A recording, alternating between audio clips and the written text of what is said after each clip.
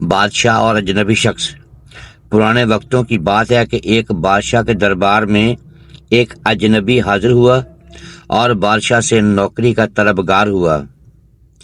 بادشاہ نے جب اس کی قابلیت دریافت کی تو اس نے بتایا کہ وہ سیاسی، عربی میں سیاسی کا مطلب ہوتا ہے کہ فہم و تفہیم سے مسئلے کا حل نکالنے والا، اور معاملہ فہم آدمی ہے۔ بادشاہ کے پاس پہلے سیاستدانوں کی لمبی قطار تھی، لیکن اتفاق سے اس کے استبل کا مسئول یا ذمہ دار فوت ہو چکا تھا۔ چنانچہ بادشاہ نے اسے اپنے خاص استبل کا مسئول بنا دیا۔ کچھ دن بعد بادشاہ نے اس شخص سے اپنے سب سے عزیز گھوڑے کے بارے میں دریافت کیا تو اس نے کہا کہ یہ گھوڑا نسلی نہیں ہے۔ بادشاہ نے وہ گھوڑا بڑا مہنگا خریدا تھا۔ چنانچہ بادشاہ نے اس شخص کو حاضر کرنے کا حکم صادر کیا، جو دور کہیں جنگل میں گھوڑے سیدھانے اور سیدھا کر کے بیچنے کا کاروبار کرتا تھا۔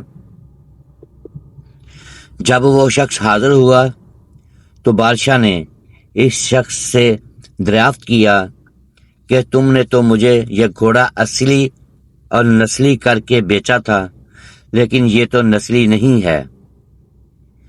اس شخص نے جواب دیا کہ بادشاہ سلامت، گھوڑا ہے تو نسلی، لیکن اس کی پیدائش کے وقت اس کی ماں مر گئی تھی۔ چنانچہ یہ گھوڑا ایک گائے کا دودھ پی کر اور اسی گائے کے زیر سایہ پلا ہے، اور بچپن اس نے گائے کے ساتھ ہی گزارا ہے۔ بادشاہ نے اس شخص کو رخصت کیا اور اپنے استبل کے مسئول کو بلا کر پوچھا کہ تم کو کیسے پتا چلا کہ گھوڑا اصلی نہیں ہے؟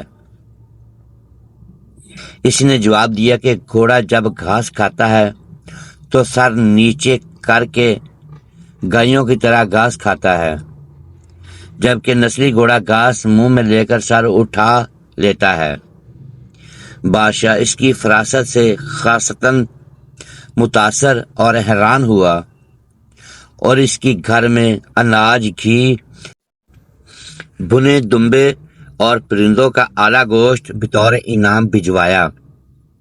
اس کے ساتھ ساتھ اس کو اپنی بیگم کے محل میں تعینات کر دیا۔ کچھ عرصہ گزرنے کے بعد اس نے اپنے مصاحب سے اپنی بیگم کے بارے میں رائے مانگی تو اس نے جواب دیا کہ اس کے طور طریقے تو ملکہ جیسے ہیں، لیکن شہزادی کسی بادشاہ کی بیٹی نہیں ہے۔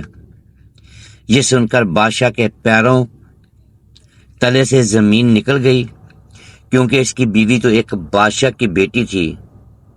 بادشاہ نے اپنے حواس درست کیے اور اپنی ساس کو بلا بھیجا اور معاملہ اس کی گوش گزار کیا۔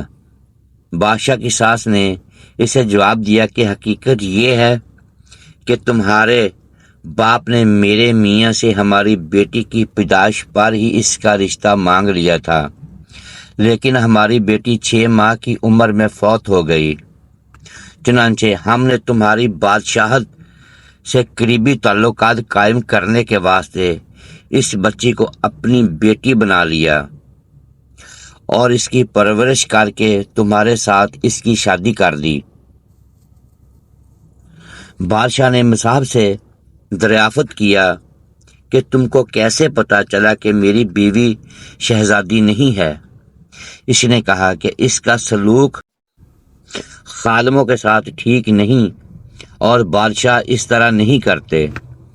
بادشاہ اپنے مصاحب کی فراست سے مزید متاثر ہوا اور بہت سا اناج اور بھیڑ بکریاں بطور انعام اس مصاحب کو دیں، اور اس کے ساتھ ساتھ اسے اپنے دربار میں معتدین کر دیا۔ کچھ عرصہ گزرنے کے بعد اس نے اپنے اس مصاحب سے اپنی بارے میں دریافت کیا۔ مصاحب نے کہا کہ اگر جان کی مان پاؤں تو عرض کروں۔ بادشاہ نے اس سے جان کی امان کا وعدہ کیا تو اس نے کہا کہ تم ہو تو بادشاہ، لیکن نہ تم بادشاہ کے بچے ہو، نہ تو تمہارا چال چلن بادشاہوں جیسا ہے۔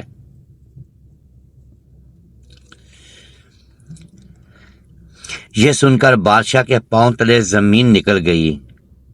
امان کا وعدہ وہ پہلے ہی دے چکا تھا، چنانچہ اس گتھی کو بھی سلجھانے اپنی والدہ کے محل میں جا پہنچا تاکہ پتہ چلے کہ ماجرا کیا ہے۔ اس کی والدہ نے اس کی بات سن کر کہا کہ ہاں، تم بادشاہ کے نہیں بلکہ ایک چرواہے کے بیٹے ہو۔ بادشاہ نے مصاحب کو بلایا اور اس سے پوچھا کہ تمہیں کیسے پتا چلا کہ میں بادشاہ کا بیٹا نہیں ہوں؟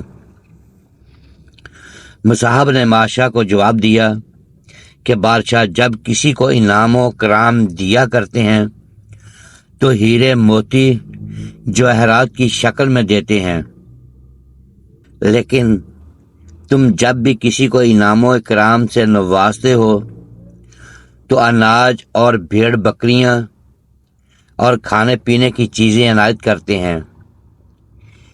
یہ اسلوب کسی بادشاہ کے بیٹے کا نہیں بلکہ کسی چرواہے کے بیٹے کا ہی ہو سکتا ہے۔